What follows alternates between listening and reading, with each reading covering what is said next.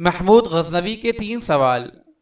کہا جاتا ہے کہ سلطان محمود غزنوی کے ذہن میں ہمیشہ 3 سوال کھٹکتے رہتے تھے۔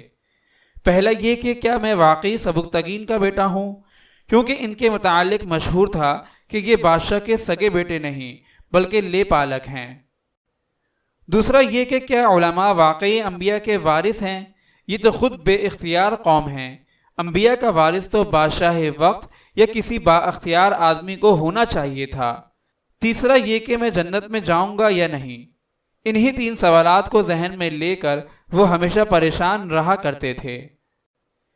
ایک مرتبہ وہ کسی سفر سے واپس آ رہے تھے کہ راستے میں ایک طالب علم کو دیکھا جو ایک کتاب ہاتھ میں لیے ایک کباب فروش کے دیے کے پاس کھڑا ہے۔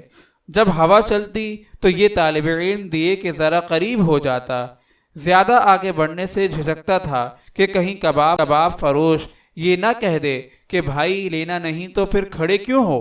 سلطان نے جب یہ منظر دیکھا تو خادم کو حکم دیا کہ مشعل اس طالب علم کو دے دی جائے۔ آپ خود اندھیرے میں گھر تشریف لے آئے۔ کہا جاتا ہے کہ اسی رات خواب میں سلطان کو آپ صلی اللہ علیہ وسلم کی زیارت ہوئی۔ آپ صلی اللہ علیہ وسلم نے ایک جملہ ارشاد فرمایا اور سلطان محمود کو اپنے تمام سوالوں کے جواب مل گئے۔